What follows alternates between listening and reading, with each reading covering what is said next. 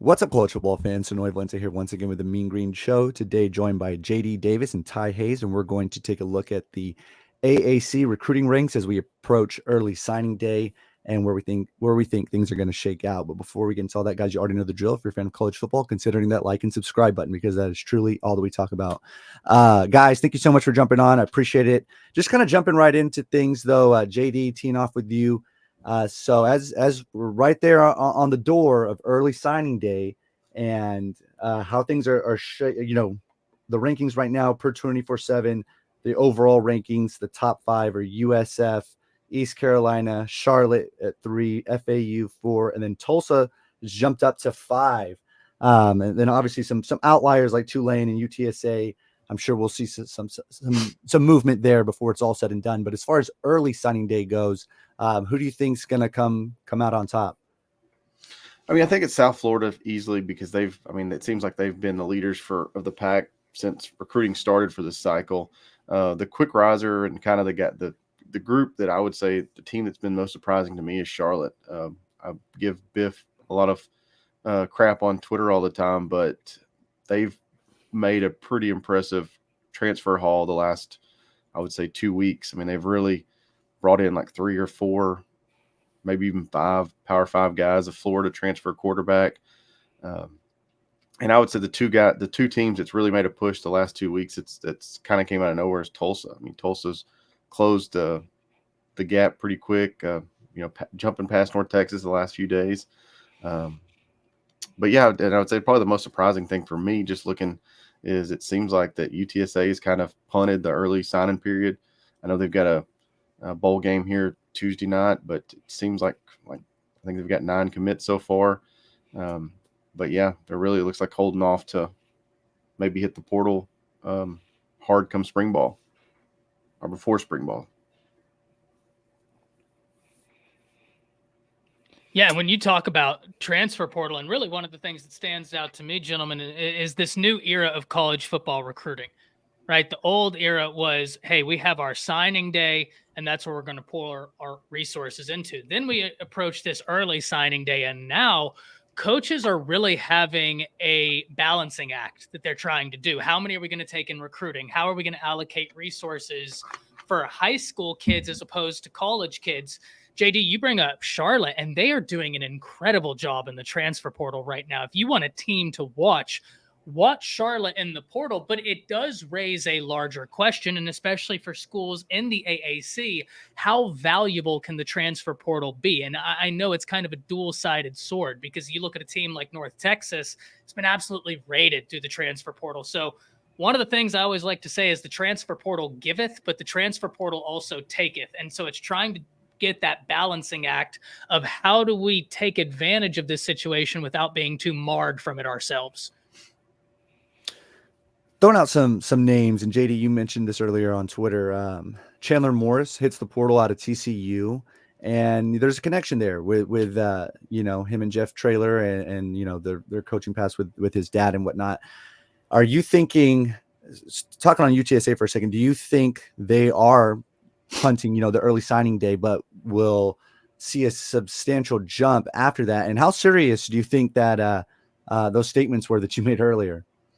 I mean, I definitely think there's a connection there. I mean, his dad was the head coach. Coach Traylor was an assistant at Arkansas. They were at SMU together, so they've been multiple stops, both former Texas high school football coaches. So there's definitely a connection there. And I think, y'all bring up great points as far as, spring ball. UTSA can completely punt this early signing period, and they can go and raid Charlotte's whole transfer portal, every one of their commits, because there is nothing binding them until actual enrollment and spring semester starts. So, I definitely think UTSA is going to make a push, and they need a quarterback. Frank Harris has been there for 25 years. He's finally graduated, finally moving on. So there's definitely an opening there, and I think that's one to watch. It's one of those things. Does he want to give? He started Oklahoma, went to TCU. Does he want to go back, try another Power 5 school, or does he want to go to the G5 ranks and use his last 2 years of eligibility and potentially be a starter and put up some silly numbers? So something to watch. But yeah, I mean, if I was a gambling guy, and I wouldn't be afraid to put some money on UTSA to be Morris's potential landing spot. Also, public perception is everything, right? And I mean, you look at UTSA, and I think public perception of UTSA has really been shifting in a positive direction. Some of the guys they've had, some of the guys that have even entered the transfer portal from UTSA, I know it's not great, but it is this kind of notoriety with the brand. And if there is that connection, you always like the odds of connections. I mean, look, today, gentlemen, college football recruiting was shaken when a 5-star quarterback committed to the Georgia Bulldogs, Dylan Raiola, flips from Georgia to Nebraska because of those type of connections. Connections can be everything. Do you think there'll be any ripple effect from? I mean, I'm sure there will be. So maybe we don't even go down that rabbit hole. There's going to be a million, ripple effects from that one flip, I'm sure. Looking at FAU for their overall ranking, they're currently at 4. Coming out of Conference USA, JD, I know you and we've seen them recruit really, the top of the conference. Do you think we're going to see them go up or down for early signing day specifically? I don't know as far as how many spots they have available. I'm not going to sit here and lie and pretend like I know. I just know that I really respect Tom Herman as a recruiter. He's a guy that when North Texas job came available, I was a little upset because we were about a week late. He had just went to FAU, but FAU, Boca Raton, they haven't had the most success in college football, but we have seen just going head to head with them. North Texas, Boca Raton's an easy place to recruit to, and I think Tom Herman is a guy that's recruited everywhere he's went. So depending on how many spots they have left, it looks like right now to me they've got 18 commits. If they get close to that 25 mark, I definitely could see them moving up because they have some highly rated guys. But like I said, I think it's all going to depend on kind of a numbers game when you get down to the end to see how high they can actually move up. And if you're Tom Herman, what a better place to be, right? I mean, if you're talking high school football recruiting, 3-4 states that we're really going to dive into and really get deep in the weeds of the conversation. I'm talking Texas. I'm talking Florida. Georgia, always stacked. California has got maybe one of the best leagues in all of high school football, that Trinity League, St. John Bosco, Mater Dei. I mean, you look at the recruits that come out of that, it's absolutely stacked. But if you're Tom Herman, not only do you have the notoriety of your name, but you have a program located in Florida, which, JD, to your point, really not hard to recruit someone to Boca Raton, especially when you look at the state and how many top 300 players are located in Florida. At one point, gentlemen, last cycle I looked, and 105 of the top 300 players in all of high school football were located in either Texas or Florida. So beautiful place to be if you're FAU, both in terms of physical location and in terms of possibilities. Guys, last point before we jump out of here. So right now, again, the overall ranking, you got University of Southern Florida, East Carolina, Charlotte, FAU, then Tulsa. All 5 programs didn't really light the conference, ablaze like a UTSA or Tulane or, SMU's not in the conference anymore, but you get where I'm going. Even really Memphis was more of a contender than them. So why do you feel like they're experienced such success on early signing day, given that the season, again, they weren't one of the top dogs? I think we saw South Florida trending up last year when the new coach got hired. I think it's kind of like we can talk about with Florida Atlantic, South Florida there in Tampa Bay. I think it's an easy place to recruit to. We've seen them, come to Texas, grab some kids. They've really hit the transfer portal hard.